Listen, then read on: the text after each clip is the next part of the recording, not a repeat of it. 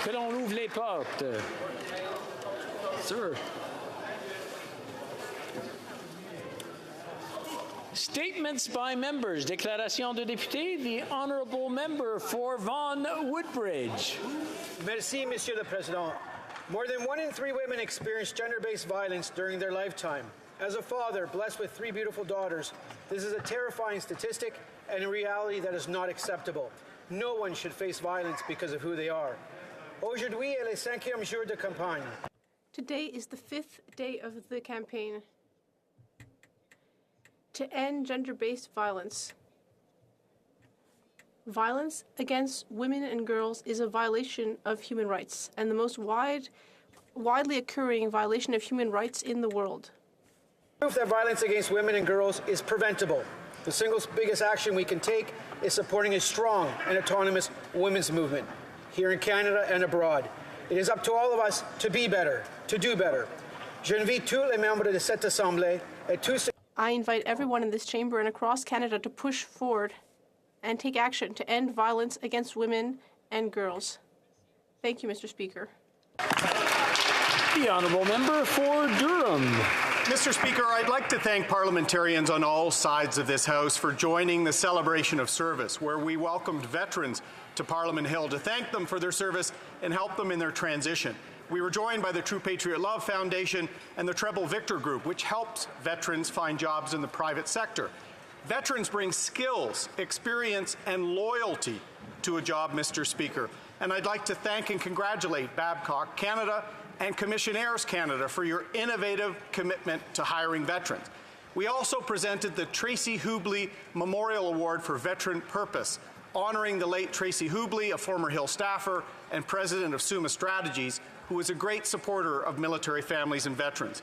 The award was given to Team Rubicon Canada that just helped with disaster response after Hurricane Fiona, and hundreds of veterans have worked on over 100 disaster response missions, showing that they can find purpose and continue to build this country. A big bravo Zulu to all those groups, Mr. Speaker. The honourable member for Sault Ste. Marie. Mr. Speaker, congratulations to the newly elected mayors Matthew Shoemaker of Sault Ste. Marie and Enzo Palumbo of Prince Township, and all the council members on their recent successful municipal election, as well to all the school board trustees that represent the 4 school boards in our area. And a thank you to all that placed their names on the ballot. As a former 2-term school board trustee and a 4-term city councillor, I know how important municipal politics are to Canada. I've met with Mayor Shoemaker and Palumbo in the riding, and we have agreed to collaboratively work together to represent the constituents that we mutually represent. I have met with council members and will continue to meet with council members throughout January as well. A big shout out to Mayor Christian Provenzano and Mayor Ken Lamming, previous councillors and trustees, for all their contributions to our beautiful communities. They certainly left their mark, and I'm looking forward to the new mayor and council leaving their mark as well, Mr. Speaker. Thank you very much. L'honorable député. The honourable member for Shefford. Mr. Speaker, December 2nd marks the International Day for the Abolition of Slavery. Sadly, this reminds us that in 2022, the issue is unfortunately not over. Slavery is not only part of the history books, it is still a chilling reality. According to the International Labour Organization, more than 40 million people are still victims of forced labor throughout the world. I can only deplore the fact that modern slavery affects women in particular all over the world through several horrific practices, such as debt bondage, forced marriage, and human trafficking. Along with my colleagues on the all-party parliamentary group to combat modern slavery and human trafficking, I call on us to work in a nonpartisan way to eradicate new forms of slavery, such as sexual exploitation, child labor, and the forced recruitment of children in armed conflict. Let us collectively take action against this scourge. The honourable member for Windsor-Tecumseh. Mr. Speaker, Easter Seals, Ontario was established 100 years ago in my hometown of Windsor, thanks to the vision of Rotary clubs, including our own Rotary Club of Windsor 1918. Easter Seals has grown into a national organization that supports countless children with disabilities through programs, camps, and funding for mobility equipment. More importantly, Easter Seals has been a steadfast champion for building a Canada that is more inclusive and barrier-free. This November, Easter Seals celebrated its centennial by hosting events including the 40th annual Windsor-Essex Easter Seals Telethon that raised an incredible $235,000. Mr. Speaker, this Saturday will mark the International Day for Persons with Disabilities. Join me in celebrating 100 years of Easter Seals Ontario and celebrating the remarkable volunteers back home and across the nation, building a more inclusive and better Canada. Thank you. The honourable member for Lethbridge. Today is Jewish Refugee Day. On this day, we commemorate the nearly 1 million Jewish refugees who were forcefully displaced from Arab countries and Iran between the 1940s, 50s, 60s, and 70s. For centuries, large Jewish communities lived in the Middle East, Iran, and North Africa in relative peace with their neighbors. However, everything changed in the years leading up to and following the rebirth of the State of Israel in 1948.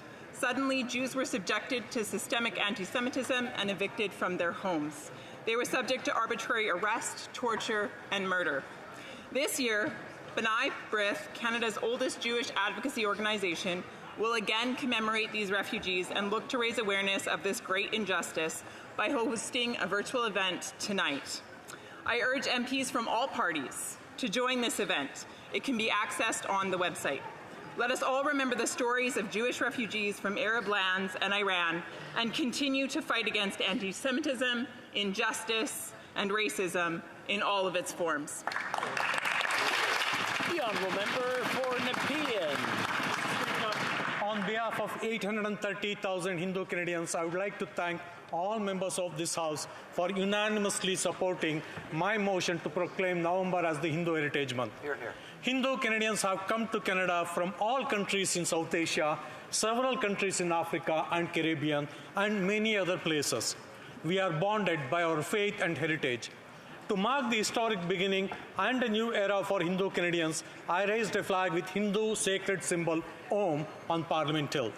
Hindu Canadians are the most peaceful, educated, and successful group in Canada. I also thank all those who recognize the contribution of Hindu heritage to the mankind and the contribution of Hindu Canadians have made and continue to make to the socio-economic development and cultural heritage of Canada. Thank you, Mr. Speaker. The honourable member for Davenport. Mr. Speaker, there are times when nations need to join together for the purposes of collective security, to defend our democracy and the international rule of law, as well as to ensure peace and stability in the world. Last week, NATO parliamentarians did just that, with delegations from all 30 NATO countries meeting in Madrid for the 68th Annual NATO Parliamentary Assembly. Over a 5-day period, we debated, deliberated, and voted unanimously on 6 resolutions that covered the top security and defense issues facing Euro-Atlantic countries today, including cybersecurity, climate change, economic consequences of NATO's war on Ukraine, and the next steps for NATO's deterrence and defense. All NATO parliamentarians were united and resolute in standing with Ukraine, including clearly stating that the Russian state under the current regime is a terrorist one, and the need to continue to support Ukraine in every way possible. We also affirmed our need to keep building up the defenses and resiliency in each of our own countries. Russian aggression will not go unpunished, and we will move forward together, united in our goal for peace and security in the world. Thank you, Mr. Speaker. The honourable member for Calgary, Rocky Ridge. Mr. Speaker, cold kills. Not often by direct exposure, but quietly, as people stuck in cold homes are more likely to die from high blood pressure and cardiac events resulting from their body's struggle to maintain circulation. Reports say that 150,000 people are likely to die from cold in Europe this winter due to soaring energy costs amid Putin's murderous war on Ukraine. While Germany restarts coal-powered plants, this Liberal government continues to block LNG projects and pipelines that could supply the world with affordable, cleaner energy. Thousands of Canadians also can't afford to heat their homes due to inflation, taxes, and supply constraints. It's time for this government to cut the carbon tax, get out of the way so that Canada can supply the world with affordable energy. Its failure to do so will likely cause some vulnerable people to lose their lives this winter. suivant, l'honorable député de Pontiac. Monsieur le Président, Mr. Speaker, this week, the entire Outaouais region was preparing for the United Nations COP15 in Montreal. Indeed, as part of the For a Green and Prosperous Outaouais initiative that I launched a year ago, and with my partners from Credo, we gathered around the same table more than 70 experts on biodiversity, representatives from different parts of the region, as well as the indigenous community of Kitiga and Zibi, in order to bring the voice of the Outaouais region to the COP15 conference in Montreal. Thank you to all those who made this event a success. Mr. Speaker, it will be thanks to committed communities like the Outaouais that we will reach the targets of the global framework for the protection of nature and biodiversity. Member for Bow River. Mr. Speaker, today we celebrate the birth date of a great leader, Winston Churchill, remembered for his leadership, heroism during the Second World War. He had boldness and determination quite unlike any other that consistently shone through over his 6 decades in public service to his country. In 1929, after his 9th re-election as a parliamentarian, the British Bulldog, as he was known, visited my province of Alberta as part of a North American tour. Reveling in the beauty of these Great Plains to the mountains, he spoke, and I quote, "I heard so much about this wonderful province of Alberta that I don't want to miss anything." Today, Alberta honors the late great Prime Minister, and in the spring of next year, his statue is to be unveiled in downtown Calgary. So remembering Churchill's legacy in his own words, all the great things are simple and many can be expressed in a single word: justice, honor, duty, mercy, hope, and freedom. Yeah.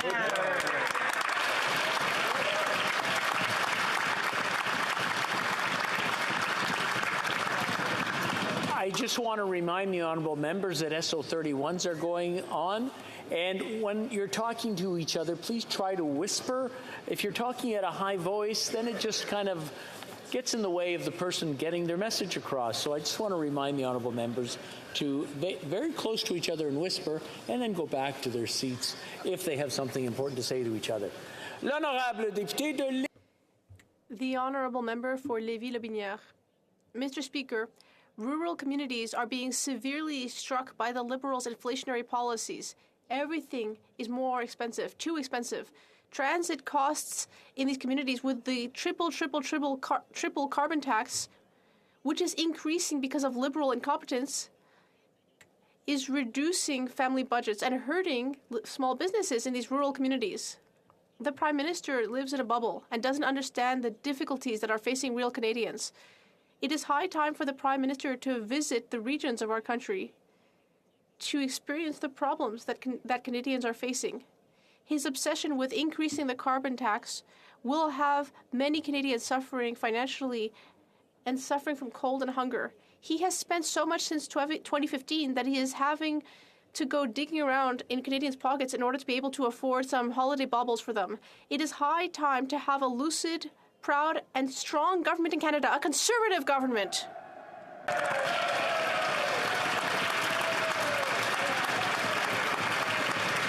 The honourable member for Glengarry Prescott Russell.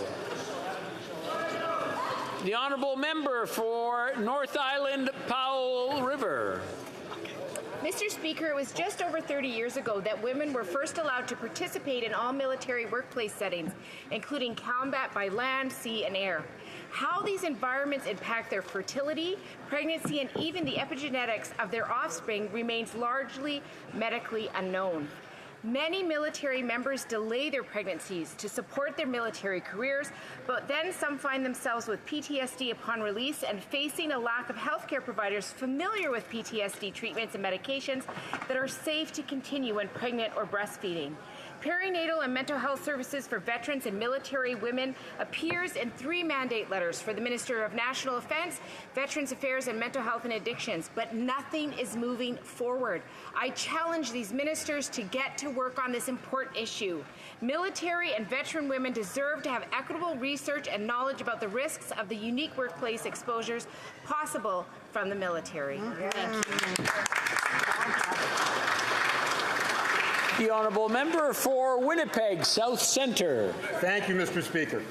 In honour of Jewish Refugee Day, I would like to commemorate the nearly 1 million Jews who were forced into exile from Iran and other countries in the region beginning in 1948. This forced migration was marked by religious persecution and even genocide. Many individuals and families found safe harbour here in Canada. The communities that thrive today contribute so much to the diverse mosaic of the Canadian identity.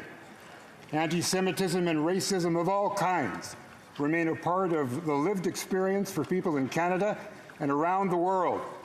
One of our best defenses against this can be found through education. B'nai B'rith, Canada's oldest Jewish advocacy organization, will host a virtual commemoration of the story of Jews from Iran and Arab lands this evening. The event can be accessed through B'nai B'rith website. It is through education, Mr. Speaker, that we can build our defenses against hatred in all of its forms. Thank you, Mr. Speaker.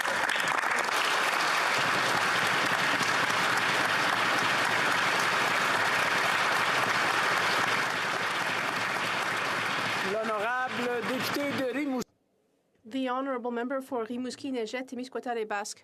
Mr. Speaker, today I rise to highlight the work of Mr. Victor Lévy-Beaulieu, a monument to Quebec literature and proud resident of Trois-Pistoles.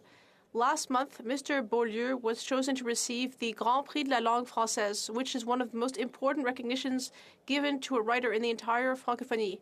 He is the first Quebecer in history to be chosen to receive this remarkable distinction.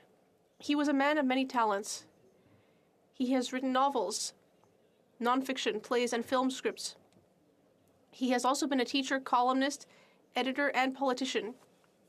In addition to having produced a monumental body of work over more than 5 decades, he is above all an ardent defender of the Quebec nation and an assertive sovereignist.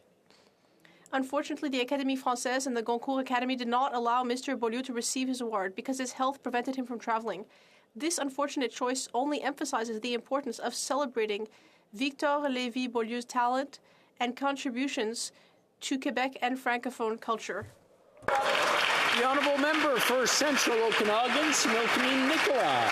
Mr. Speaker, back in August, Prime Minister made a speech where he talked about the complex challenges facing Canada. The Prime Minister was clear that strong institutions are among those things that guarantee our freedom. Let's pause for a moment and reflect on the current state of our institutions. There's an immigration backlog of over 1 million people. Many Canadians still cannot obtain a passport in a reasonable time. Canadians still pay the highest wireless bills in the world, yet we see the government desperately trying to regulate and censor online content, despite the fact that many Canadians lack high-speed internet services to access them. We have a government actively outlawing your grandfather's hunting rifle as they look you in the eye and say that they are not. Canadians are paying more and getting less. It seems like everything is broken under this Liberal government, but we can fix this. Canada needs an accountable and affordable Conservative government. Under the leadership of the member for Carleton, we will bring back hope, win the support of Canadians, and clean up this Prime Minister's mess. L'honorable député de Lac-Saint-Louis. Progress depends on sound public policy. Public policy is both a science and an art. It relies on rigorous analysis and an acute sense of the possible. Today, graduate students from McGill's Max Bell School of Public Policy are on Parliament Hill to build on their study and exploration of the issues facing our country. They are here to learn firsthand about government decision-making in a Westminster parliamentary system. They are accompanied by the program's founding director, Professor Chris Reagan, one of Canada's top economists. Professor Reagan has succeeded in bringing together academics and practitioners in myriad subject areas to create one of the country's leading faculties dedicated to excellence in public administration. I ask members of the House to join me in welcoming our Max Bell visiting students to the nation's capital today. We look forward to these bright young minds returning soon to take up roles and responsibilities that will guide our ship of state into a promising future.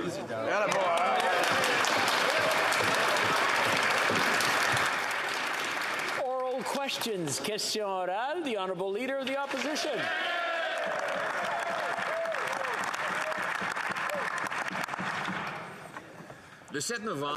On November 7th, Global News reported that the Prime Minister had received briefings from CSIS saying that China had funneled money to federal candidates. The Prime Minister said he didn't know anything about it and that he'd heard nothing about it. But since November 7th, since that news broke, did he ask CSIS whether there was any evidence about that type of allegation? The Right Honourable Prime Minister. Mr. Speaker, I think that you and all Canadians understand that I have to be very careful in answering questions about national security. Canada and its allies are regularly targeted by foreign states like China, including during election campaigns. This government has taken more steps than any other. We created an independent panel tasked with assessing the risk coming from foreign countries, the risk to our elections, and those panels confirmed that our electoral integrity was not compromised. So yes, I receive regular briefings. The Honourable Leader of the Opposition. That's very interesting. He has received briefings. The question then is, did he receive those briefings since November 7th, when Global News reported that CSIS had said that the Chinese government had funneled money to nearly a dozen candidates? So the Prime Minister says he knew nothing about money from China to candidates. However, presumably he would have been curious enough to ask when he read about it in the news. Did he? The Right Honourable Prime Minister. Speaker, I think you and all Canadians understand that I need to be deliberate about my answers when it comes to a matter of national security. Canada and our allies are regularly targeted by foreign states like China, including during our elections. Our national security agencies under this government are taking more action than ever, and indeed are among the global leaders on countering global foreign interference in elections. We created an independent panel to evaluate foreign interference threats to Canadian elections that confirms that election integrity was not compromised. I am briefed, but all parties are briefed on threats. Honourable Leader of the Opposition. The question is, has he been briefed since November 7th about whether or not a foreign power funneled money to Canadian federal candidates? Yes or no? The Right Honourable Prime Minister. Mr. Speaker, as I have said a number of times in this House, to this moment, I have not, in all the briefings I've received, there has never been information around candidates receiving money from China in the 2011 election, in the 2019 election, or in the 2021 elections. We have independent public servants who are engaged to oversee the integrity of the elections. They confirm the elections did complete themselves with full integrity. Honourable Leader of the Opposition. Did he ask for briefings on the allegations that were in the November 7th story? Yes or no? The Right Honourable Prime Minister. Mr. Speaker, I know the member opposite who sat in a cabinet understands the importance of respecting national security guidelines. On top of that, I know the member opposite understands how important it is to assure the integrity of our elections because he was the Minister for Elections Integrity under that previous government. But under that previous government, while he was making reforms to our Elections Act, he did absolutely nothing on foreign interference. What we did, Mr. Speaker, was bring in a number of mechanisms, a number of new tools to ensure the integrity of our elections. Leader of the opposition.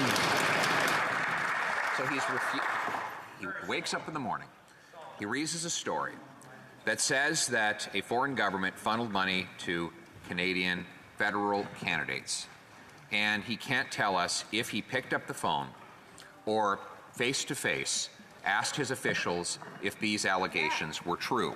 So we'll move on to a next question.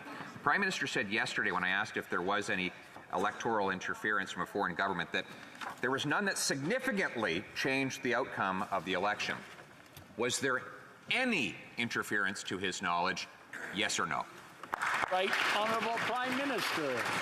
Like I just said, Canada and most of our allies are regularly subject to foreign interference from various states, including China, on an ongoing basis and including during our elections. And that is something, Mr. Speaker, that the member opposite would know if he'd paid attention when he was Minister of Elections, but also if he were to ask to his two colleagues who are previous leaders of the Conservative Party from 2019 and 2021, whose teams were briefed before, during, and after those elections on foreign interference. Right. The Honourable Member for Belleuil-Chambly. Mr. Speaker, the Prime Minister denies that there was Chinese interference. He said in English that there had been very little influence or no significant interference. I wonder at what point does the interference go from insignificant to a lot?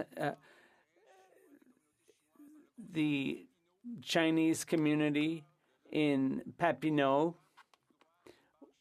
very quickly after Chinese bank was authorized in Canada. Is that interference or influence? The Right Honourable Prime Minister. Mr. Speaker, my honourable colleague is raising an important question, and that is, should politicians and partisan accusations determine whether or not there was interference, problematic interference in our democracy and in our elections? And that's why we've put the decision in the hands of our national security agencies and officials. That's why I created a panel precisely to look at these issues in an objective and independent way, in an arm's length manner. And they have reviewed the elections in 2019 and 2021. The Honourable Member for Belleuil-Chambly. Allow me to make better use of my 35 seconds. In 2016, $70 million coming from the Chinese community in Toronto and Montreal were funneled into the riding of Papineau, the Prime Minister's riding, at a time when a Chinese bank was seeking the green light in Canada. Once again, is that influence or interference? The Right Honourable Prime Minister. Mr. Speaker, questions about interference in our democratic processes and our elections, those are fundamental and very important questions. I understand that the honourable member is trying to challenge the integrity of our institutions, but Canadians can be confident that in the processes that we have set up to ensure the integrity of our elections, to review the integrity of our elections, we can confirm that despite the fact that there is ongoing interference in our country, our democratic institutions and elections were not affected. The Honourable Member for Burnaby South. Dr. Guylaine Larose in Saint-Justine at the hospital there said she'd never seen the ERs so overcrowded, never had so many children had respiratory illnesses. Family doctors are exhausted. Parents are in distress, and this Prime Minister is sitting on his hands. When are the Liberals going to wake up and provide support like they did during the pandemic to save our healthcare system? The Right Honourable Prime Minister. Mr. Speaker, on this side of the House, we respect provincial jurisdiction. We can see clearly how much Canadians are suffering because their healthcare system is overworked and is having trouble meeting the demand and the need. That's why we're working with the provinces and territories. We're working with them to deliver results in healthcare. Yes, we will provide more funding, but we will also provide more tools to ensure that our system is improved upon, and we will be there for Canadians. Or Burnaby South. Leadership means finding solutions, not hiding behind excuses. We have another serious threat to our healthcare system in the form of Daniel Smith's Sovereignty Act in Alberta, where Albertans are worried about their healthcare system. This act is going to do nothing to actually deal with the problem. In fact, it might make things even worse. People in Alberta are worried that Daniel Smith will use the Sovereignty Act to undermine Canadian laws like the Canada Health Act and make patients pay to access hospital services. So what is the Prime Minister doing to stop Daniel Smith from destroying healthcare in Alberta? What is he doing to protect healthcare so Albertans get the care they need? Hear, hear. The Right Honourable Prime Minister. Mr. Speaker, I can very much understand why so many Albertans are preoccupied with the Premier's choice to bypass the legislature in order to advance her agenda.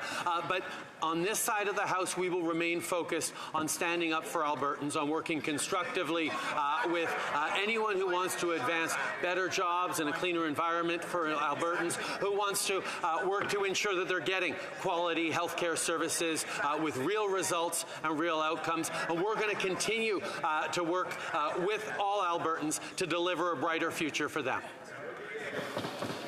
Now, I understand that there was an understanding that we would keep things very civilized and, like, not tough. Just for... I'm hoping it spills over into question period. The Honourable Leader of the Opposition. Speaker, the Governor of the Bank of Canada says that because deficits spilled over longer than they needed to, inflation was longer than it needed to be as well. As a result, the average cost to a Canadian is $3,500. Now, yesterday, the Parliamentary Budget Officer said that this government has brought in $50 billion in brand new inflationary spending, contradicting the claim that they would, quote, keep their powder dry. Why are they spending more and making Canadians pay more? The Right Honourable Prime Minister.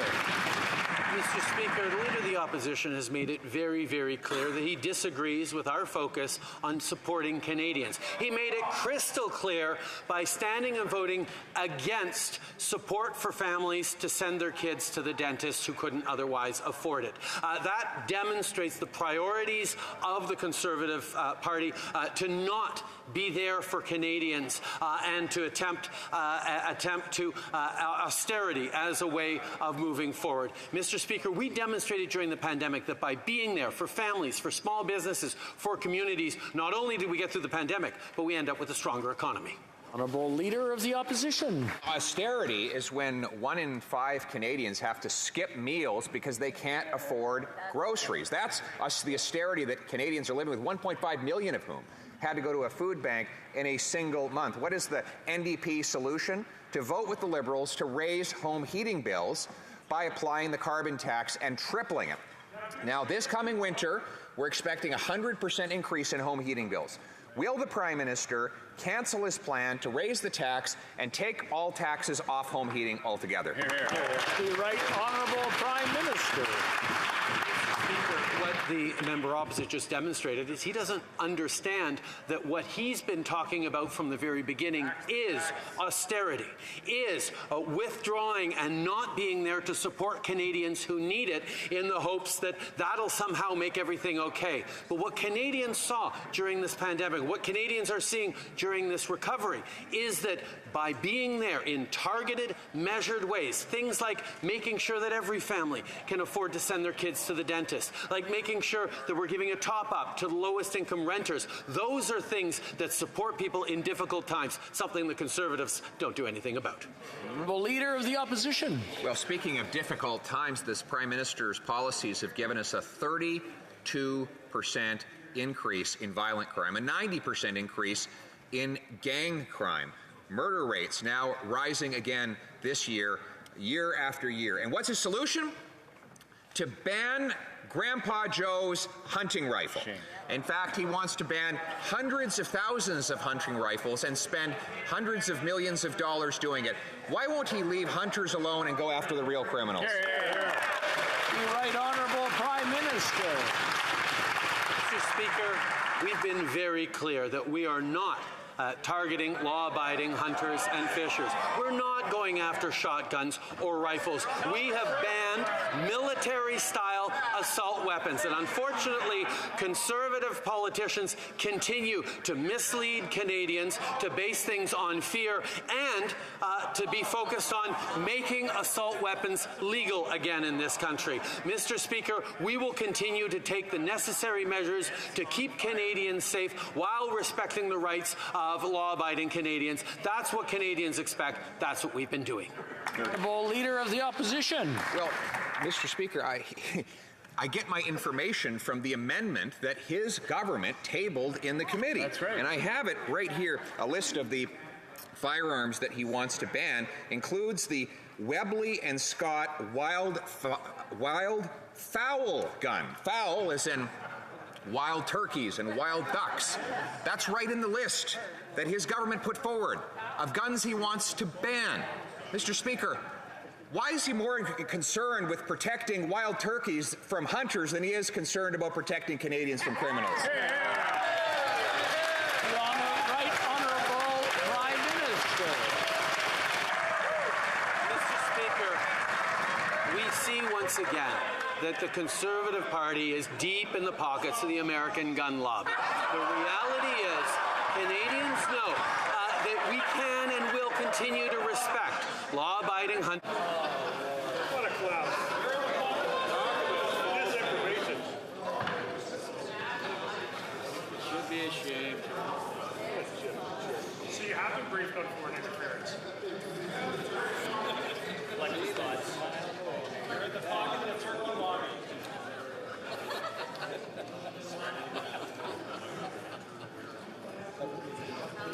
I'm looking to the whips for some support, and I think I got some. Thank you. The Right Honourable Prime Minister, maybe start from the beginning so we can hear the answer. Mr. Speaker, once again, we see the extent to which the Conservative Party of Canada is in the pocket of the gun lobby. We will continue to move forward in responsible ways while respecting the choices of law-abiding hunters and fishers and people who use guns responsibly to be able to continue with their rifles and shotguns, while at the same time we prevent those military-style assault weapons that were designed to kill the largest number of people in the shortest amount of time from being used in this country. The Conservatives continue to try and bring those back. We will stand strongly on better gun control. The Honourable Leader of the Opposition. Mr. Speaker, it's right on page 294 of his proposed amendments that he wants to ban the Webley and Scott wild fowl gun. Again, this is a firearm specifically designed to go after turkeys and ducks. These are tools for farmers and hunters, many of whom are First Nations who rely on country food in order to feed themselves. But he wants to ban them and turn those people into criminals. And I'm taking my information directly from these amendments. Why won't he stand up and admit that he wants to ban hunting rifles and shotguns rather than going after the real criminals? The Right Honourable Prime Minister. Mr. Speaker, Again, the Conservatives do a good job of talking about their supposed tough-on-crime agenda, and that single-minded approach they have is unfortunately wrong. As we've seen, supposedly tough-on-crime legislation that keeps getting struck down by the courts doesn't do a thing to keep our communities safer. That's why we're focused on smart legislation to ensure that Canadians are protected and making sure that our communities are safer. We're going to continue to move forward on responsible gun control while respecting the rights of law-abiding hunters and farmers. Honourable Leader of the Opposition. Mr. Speaker, the Prime Minister is ignoring a 32% increase in violent crime and a 90% increase in gang violence. His solution to those is to ban hunting rifles that our farmers and Indigenous people and rural folks use. Mr. Speaker, when will the Prime Minister finally target real, violent, reoffending criminals instead of targeting our hunters and our farmers? The Right Honourable Prime Minister. Mr. Speaker, our Bill C5, which the Conservatives voted against, made it possible for judges to increase sentences for hardened criminals. It gave judges the flexibility to ensure that criminals are punished and jailed while at the same time respecting the legal principles that apply to all. We will continue to put forward legislation that will protect our communities while the Conservatives keep trying to bring assault weapons back into our communities. The Honourable Member for Belleuil-Chambly. Mr. Speaker, it's not about the integrity of institutions. We're talking about the integrity of the Liberal Party of Canada. The Prime Minister refused to denounce China's genocide against the Uyghurs. And they promised to condemn China's treatment of the Uyghurs. Can the Prime Minister tell us whether there's been any investigation of Chinese funding of the riding of Papineau in 2016? The Right Honourable Prime Minister. I understand that sovereignists want to attack the integrity of Canadian institutions, but the fact is that since 2015, we have significantly increased the tools used to ensure the strength of our institutions. We struck a national committee on election monitoring, and the Bloc voted against everything we did in that regard. We set up a panel to review foreign interference. We set up a panel to prevent foreign money from funding our elections. We have better controls over online platforms. The Honourable Member for Belleuil-Chambly.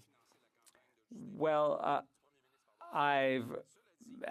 it's not because I'm a sovereignist that I'm opposed to the funding of Justin Trudeau, rather the member for Papineau's riding.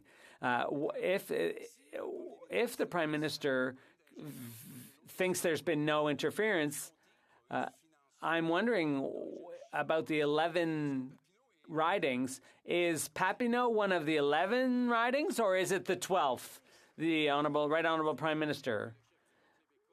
We all know full well that the leader of the Bloc likes to listen to himself speak, but perhaps he should listen to others, because I have said a number of times that Canada and our other allies are regular targets of foreign governments like China, and that there is interference, even including during our elections. So when I raised my concerns about Chinese interference in Canada, that's precisely what I was talking about. And we took steps to ensure the integrity of our elections, and those steps worked. And it was found that our elections there was full integrity. I'd like to remind members that when they shout or say things out loud and try to cover their mouths, I can see you. Just a little reminder, I know who you are. The Honourable Member for Charlebourg, Haute-Saint-Charles. Monsieur le Président. Mr. Speaker, we have excellent firearms control in Canada, but I think that the Liberals have lost their heads. We proposed an amendment to C-21 that would apply to hunting rifles. The Minister of Public Safety said that, no, we will not be banning hunting rifles. So the Liberals are saying one thing with the right hand and the other with the left hand. So we'd like to know, has the Prime Minister seen the list of weapons on the amendment, which includes hunting weapons? The Right Honourable Prime Minister. Mr. Speaker, let's be crystal clear. We are not targeting owners of hunting rifles. We know that assault-style weapons have no place in our communities, and that's why we've moved ahead with a ban on assault weapons in this country. A ban that the Conservative country wants to overturn, but we are going to stand firm. At the same time, we're respecting hunters and farmers, but we want our communities to be safer, and we want those assault-style weapons banned. The Honourable Member for Charlesbourg-Haut-Saint-Charles. That's the problem, Mr. Speaker. The Prime Minister is talking about assault weapons, but we're talking about hunting weapons that you shoot squirrels with. These are not assault-style weapons. They need to have a realistic view of all the weapons they're trying to ban. They're banning too much. They're banning things that are used for hunting and protecting wildlife in Canada. The Right Honourable Prime Minister. Mr. Speaker, we will always be there to protect Canadians' safety. We will always be there to protect our communities. We will make the necessary investments, and this is part of our plan to, yes, improve firearms control to protect Canadians, protect families, and protect communities all across the country. We have moved ahead with a plan to ban assault-style weapons while respecting the rights of hunters and farmers to use rifles, hunting rifles. Going in St. Paul. Mr. Speaker, the Liberal Prime Minister is saying he's protecting public safety, but the crime rates are skyrocketing in this country. Gang-related homicides have not been this high since 2005. Violent crime is up by a third since he took government 7 years ago. Canadians are seeing this every day in the news in our communities, and the Liberals have now brought forward a new plan for fighting crime. Do you want to know what it is, Mr. Speaker? It's going after hunters and farmers. The tools that hunters and farmers use every day safely in this country. That is what the Liberal Prime Minister is targeting now, Mr. Speaker. So when is he going to stop this unfair attack on our hunters and farmers and start going after the real problem, gangsters and criminals in our cities, Mr. Speaker? The Right Honourable Prime Minister. Speaker, we know that a responsible approach to keeping our communities safe needs to have multiple facets, and that's exactly what we're doing. By freezing the market on handguns, by investing more in CBSA so they can interdict illegal firearms coming into this country, and yes, moving forward to ensure that it is no longer legal to buy, sell, own or use military-style assault weapons in this country, something the Conservative Party wants to reverse. We're on top of that continuing to invest in police officers, despite the fact that the Conservatives slashed resources for policing, and we're continuing to invest in community programs and safety.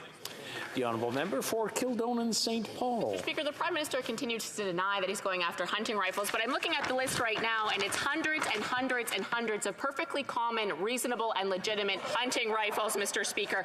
And you don't have to take my word for it. Take hundreds of thousands or tens of thousands already of hunters that have reached out to MPs across every party in this chamber, including Liberal members from rural Canadian seats. I know that they've received these emails as well, Mr. Speaker. No one believes that going after hunters and farmers is going to solve the crime issue under this Prime Minister's watch, Mr. Speaker.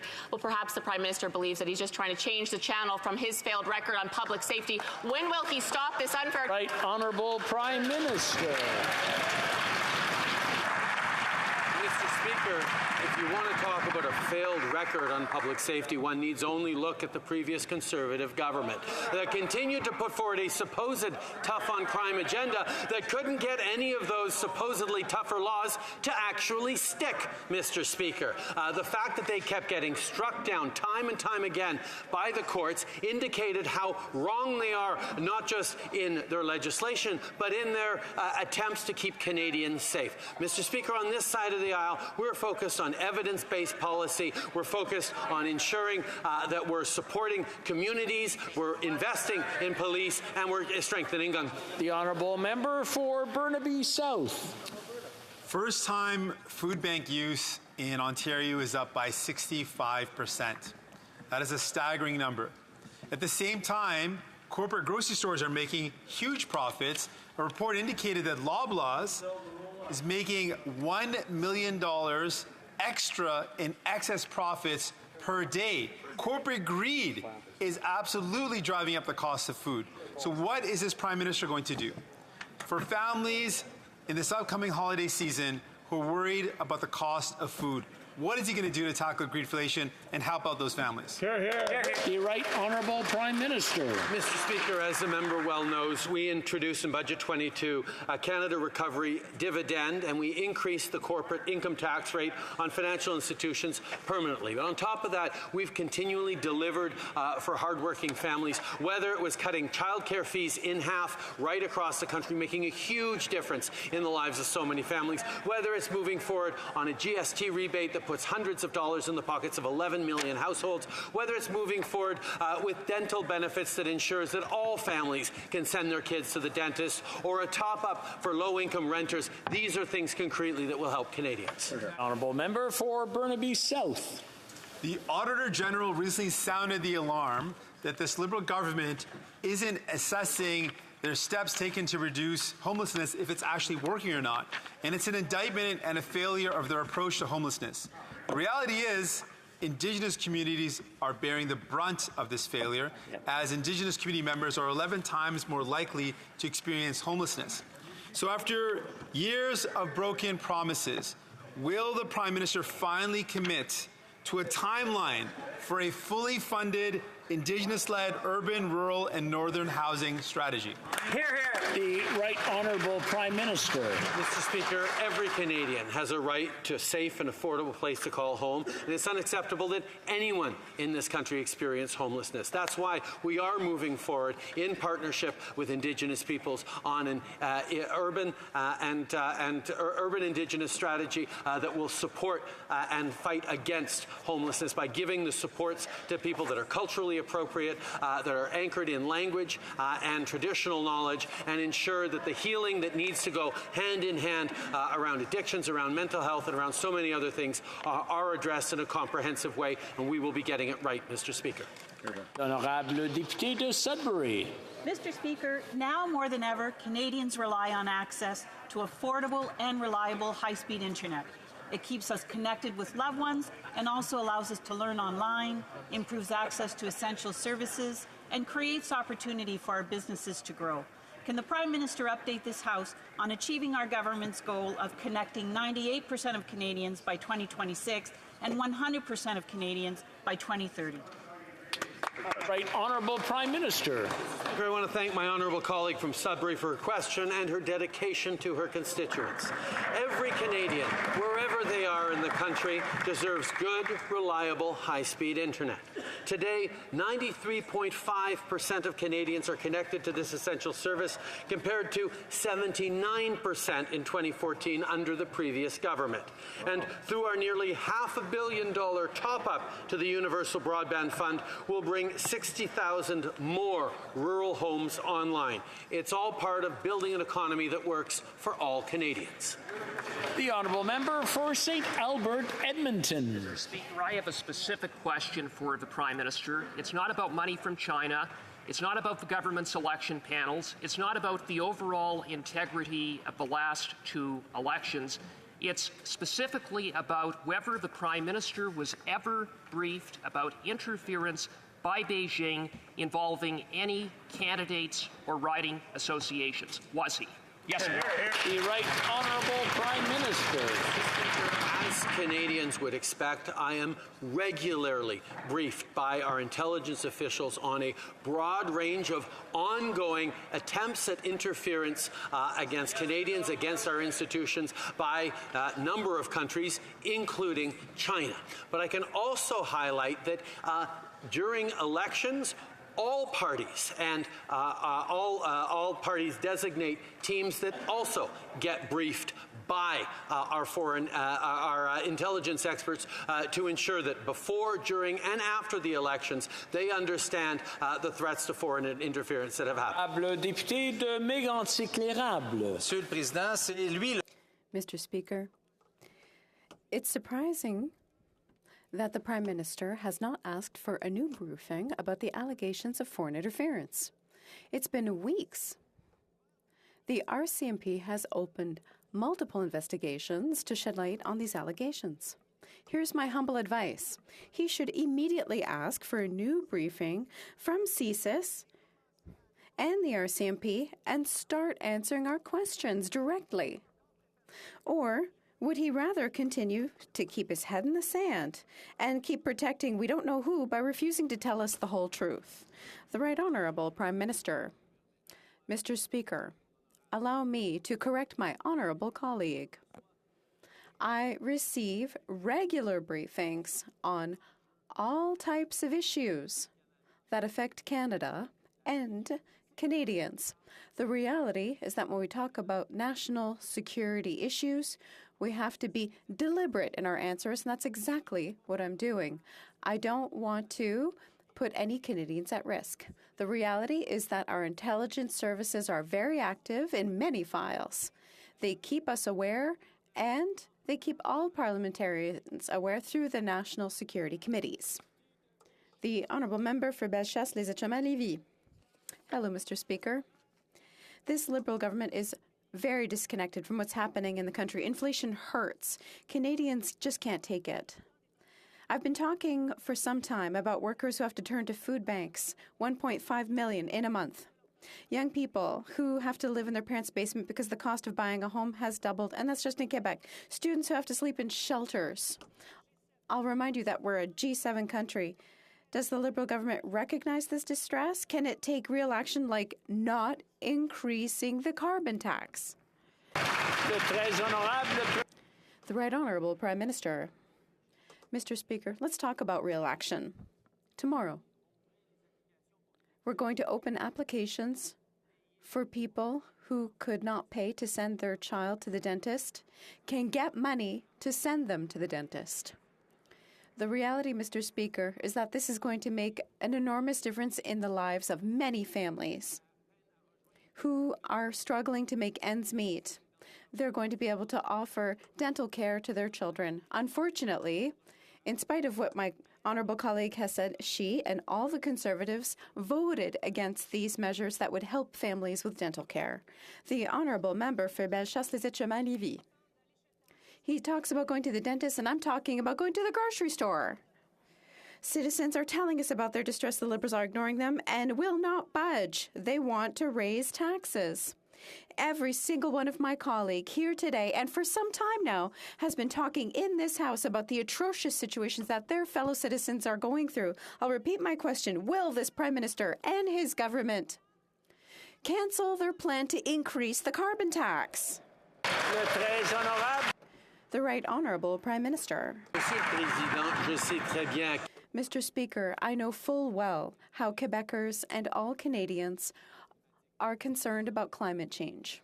That's why we've introduced a price on pollution. Unfortunately, the Conservatives want to make it free to pollute throughout the country. We're going to step up our fight against climate change. I want to highlight that places where the price on pollution at the federal level is going to be imposed, families will get more money back per year. So we're going to help families that need help while fighting climate change, which most Quebecers want.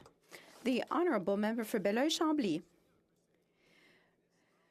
The Prime Minister is talking about everything, but he hasn't said the word Comté de Papineau once. To protect our democracy, he seems more sensitive to the funding by foreign interests and the British Crown. So let's start over.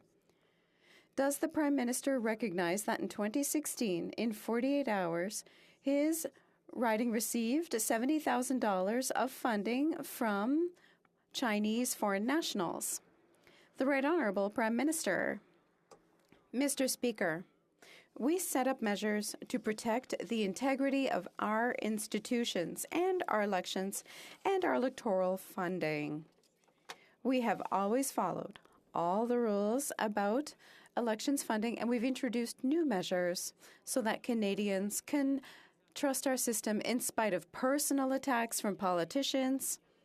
Canadians can be reassured that our institutions and the rules that regulate those institutions are being upheld. The integrity of our institutions has not been undermined. The member for Belleuil-Chambly. Presuming that I'll get nothing more precise than that, I'll take that as a yes. Papineau received $70,000 from Chinese foreign interest in 48 hours in 2016. 2 questions. Was he briefed on the funding in his riding? Second thing that I'm interested in, was there an investigation into the funding in his riding? Was he subject to funding, interference, or influence of Chinese origin in the Papineau riding in 2016? The Right Honourable Prime Minister. Mr. Speaker, our election rules at the federal level have ensured for some time that the only people who can give to political parties, to federal political parties, are Canadian citizens and residents of Canada. I think that maybe there are suggestions here that are walking on the line of stereotyping China. I think that we have citizens involved in many different ridings, and we reach out to Canadians of all origins to participate in the electoral process. Mr. Speaker, Ontario food bank usage is at a record high because of this Prime Minister's reckless inflationary spending. 46% of those food bank users are there because they can't afford food. 14% are there because they can't afford housing. 11% of those users their wages are being eaten alive by this Prime Minister's inflation. When will the Prime Minister realize the pain his inflation is causing on Canadians, stop his reckless spending, get in touch so Canadians don't have to keep skipping lunch? The Right Honourable Prime Minister. Speaker, having spoken with many families across the country who are having to rely on food banks, I can tell you that they are also extremely worried about being able to send their kids to the dentist. These are the kinds of things they don't get to do when they're squeezed for resources. Now, as of tomorrow, we are opening applications for support so families of all income levels can send their kids to the dentists. Unfortunately, Mr. Speaker, that member and all Conservatives voted against giving $1,300 for dental supports over the next 2 years for families that needed it. The Honourable Member for Calgary, Forest Lawn. Speaker, the Trust Fund Prime Minister is completely out of touch. The supports he's talking about are being vaporized by his own inflation. His inflation is going to cost each Canadian $3,500. When my family moved here, we lived basement to basement, while this Prime Minister lived in taxpayer-funded mansions. This is why he has no clue. He's not only driven out investment, he's also driving out newcomers. When will he stop driving newcomers out of this country, get in touch with reality, and stop forcing families into food banks? The Right Honourable Prime Minister. Speaker, while Conservatives continue to focus on personal attacks on me, I will continue to focus on supporting them with support so all families can afford dental care in this country, something Conservatives voted against, with a $500 top-up to help low-income renters, something Conservatives voted against. And indeed, we're continuing to move forward by cutting in half child care fees across the country, something that Conservatives campaigned against in the last election. Mr. Speaker, we will continue to be there for Canadians while Conservatives continue to ignore them. The Honourable Member for Leeds, Grenville, Thousand Islands and Rideau Lakes. All the supposed supports that this Prime Minister is talking about are being vaporized by inflation. It's crushing Canadians. The Prime Minister continues to crush them with his plan to triple the carbon tax. It's going to punish Canadians for living their lives, for buying groceries, for heating their homes, for driving to work. And while food bank usage is at a record high, a third of those food bank users being children, this Prime Minister is sipping champagne in his 6th $6,000 per night taxpayer-funded hotel room. These Liberals are out of touch and Canadians are out of money. When will this failed Prime Minister cancel his failed carbon tax? The Right Honourable Prime Minister.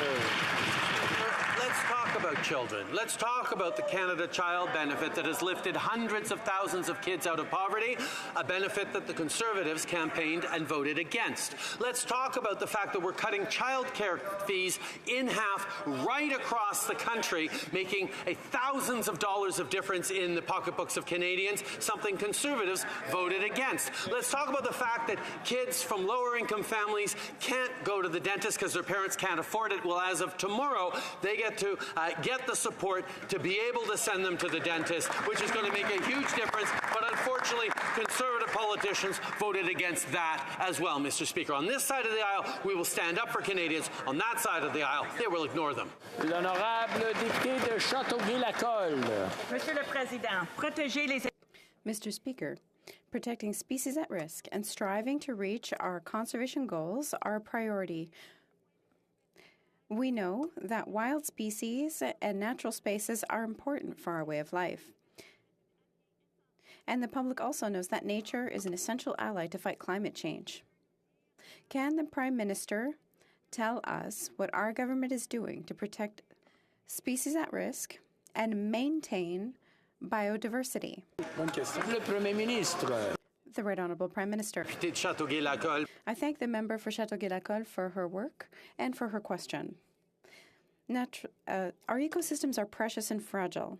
We will protect them and support people fighting on the front lines. Monday, the Minister for the Environment and Climate Change announced $8.7 million in funding over the next 3 years for the Habitat Stewardship Program for Species at Risk. This funding will fund projects all throughout Canada led by communities and individuals. They will help to protect endangered species. Central Okanagan, Similkameen Nicola. Mr. Speaker, a successful agri-food business owner in my riding has shown me his freight bills with large surcharges from shipping companies that have been added due to the carbon tax. This entrepreneur takes great pride in using made-in-Canada inputs, but wonders how much longer he can continue to absorb these extra costs. Will the Prime Minister stop this made-in-Canada inflation and cancel his plan to triple the carbon tax, or will he just triple down and let his carbon tax cancel this entrepreneur's Made in Canada success story? Honourable Prime Minister. Mr. Speaker, we know, and I've heard directly from farmers and agricultural producers, how the disruptions in global supply chains, the energy shortages, the challenges we're facing around the world with the war in Ukraine, with coming out of the pandemic, and other issues have contributed to real challenges for many, many families. That's why we're going to continue to step up even as we move forward in the fight against climate change. We know that protecting our lands and our resources, protecting those families that live off the lands are going to be unbelievably important for decades to come. That's why it's such a shame to see Conservatives continue to have no plan for the future of our environment. The Honourable Member for Central Okanagan, Similkameen Nicola. This government doesn't have a plan for the environment, Mr. Speaker. They have a tax plan that they're going to triple. Now, even the Governor of the Bank of Canada has said that the carbon tax is inflationary. And these surcharges are a textbook example of a made-in-Canada inflation. A food processor like my constituent has to pass on those surcharges. The carbon tax is driving up the costs of groceries and forcing more Canadians to the food banks. Will the Prime Minister give people some hope and cancel his plan to triple his carbon tax?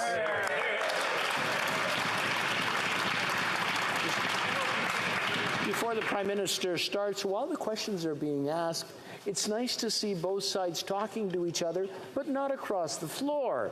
It's very difficult for us to hear. Alors je demanderais que, si vous voulez... So, I ask, if you want to talk to each other, please leave the chamber. It's allowed. Minister. Mr. Speaker, it seems to be only Conservative politicians that don't understand that you cannot have a plan for the future of the economy if you don't have a plan to fight climate change. What we have demonstrated over the past 7 years by making sure that it's not free to pollute anywhere across the country, by making sure we're investing in transforming and decarbonizing our industries, that we're securing good jobs for the future. The investments we're making in steel, in agriculture, in manufacturing are making a huge difference in creating good jobs for the decades to come for Canadians and communities from coast to coast to coast. The honourable member for Northumberland, Peterborough South. What we do understand, what Conservatives do understand, is the amount of targets that this Liberal government has hit, which is zero. Hear, hear. The cost of government is rising the cost of living. $54 million for a Rise scam, $6,000 for a hotel room for one night, billions of dollars in corporate welfare. All the while, Canadians are suffering with high rates of inflation, doubling of interest in mortgage payments, and record food bank usage. Will this government finally show a little bit of discipline, a little bit of compassion, and limit their inflationary deficit spending? The Right Honourable Prime Minister.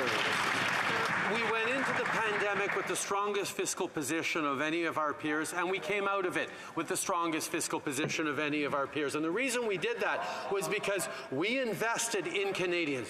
We supported small businesses, we supported families, we supported workers, we supported students, we supported seniors. And not only was that the right thing to do because it allowed them, or most of them, to get vaccinated, it also ensured that we would stay strong on our economic recovery. We recovered our 100% of jobs faster than the United States. We're seeing strong economic growth. We will continue to be there with targeted supports for Canadians that need it. The honourable member for Avalon. Mr. Speaker, we know that provincial and territorial programs do not cover dental care needs for all children under the age of 12 equally across Canada. I've been hearing from families in my riding that they need better access to good oral health care. That is why I'm pleased that our government took action and moved forward with our interim Canada dental benefit, which received royal assent just 2 weeks ago. Could the Prime Minister please speak to how our government is investing in a Canada-wide dental care program and to improve access for those that need it the most? And when will Canadians be able to apply for this benefit? Great question. Honourable Prime Minister. Speaker, I'd like to thank the member from Avalon for his question and his hard work for his constituents. Now, despite Conservative Party opposition, as of tomorrow, the families of 500,000 kids under 12 will be able to access the Canada Dental Benefit.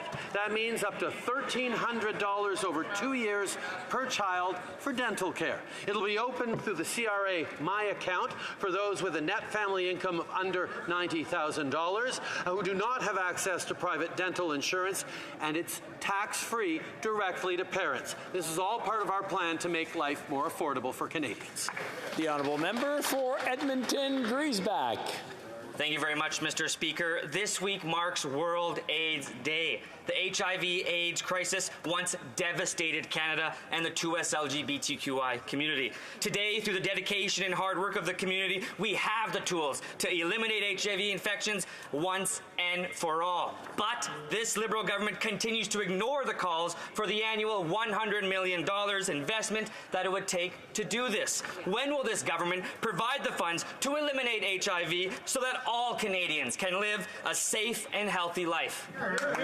Right Honourable Prime Minister. Mr. Speaker, we know that far too many Canadians still deal with the disease of HIV/AIDS, and the fact is we will continue to be there to support them. When we hosted the World AIDS Conference in Montreal this summer, we made historic investments towards supporting people not just in Canada but around the world to live free of AIDS. This is something we're going to continue to stand with, and I thank the member opposite for his strength and advocacy on this issue, and we'll continue to work with him and with all members in this House as we keep Canadians safe. The honourable member for Saanich Gulf Islands. Thank you, Mr. Speaker. The major global summit on nature, COP15, opens next week in Montreal. It was originally scheduled to take place in China, so China retains the chairmanship of this conference. But the Prime Minister could do more. Many civil society organizations have asked that this Prime Minister put the message out ask other heads of government to come to Canada so that a strong global biodiversity framework can be achieved. Is the Prime Minister willing to reach out and improve the chances of success for COP15 in Montreal? Right, Honourable Prime Minister. Mr. Speaker, I'd like to begin by thanking the member for her question and her long-standing advocacy. We are excited about stepping up to welcome the world for COP15, focused on nature and biodiversity, because we know how much it matters. In Montreal, we'll be pushing countries for results on funding, protected areas, and more. At home this week, we announced money for 67 projects to protect species across the country, and we've gone from protecting less than 1% of our coastal areas before 2015 to protecting over 14%. I'm looking forward to sharing more next week in Montreal. And that's all the time we have for today. C'est tout le temps que nous avons. I just want to thank the honourable members for a very peaceful question period. That was very, very good. Thank you. Comme il est 15 heures. It being 3:18, pursuant to order made on Thursday, June 23rd, 2022, the House will now proceed to the taking of the deferred recorded division on the motion at second reading stage of Bill C-288 under private members' business. Members.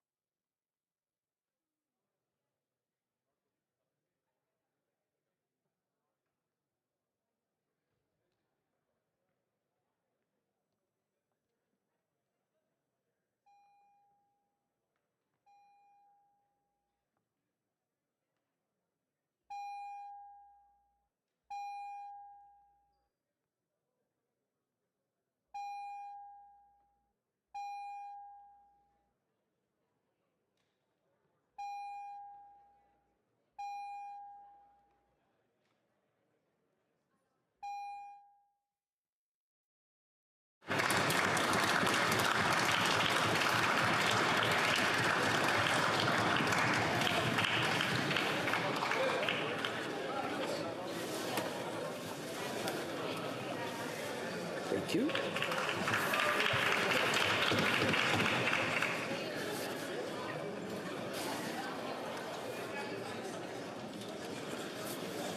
La question est la suivante. The question is the following one. Mr. Mazur, seconded by Mr. Nader, moved that Bill C-288, an act to amend the Telecommunication Act, transparent and accurate broadband service information, be now read a second time and referred to the Standing Committee on Industry and Technology. La période de 10 minutes pour les députés votant par voie électronique. The 10-minute period for members voting electronically has started, and the House will now proceed to the vote. The item. Mr. Mazur.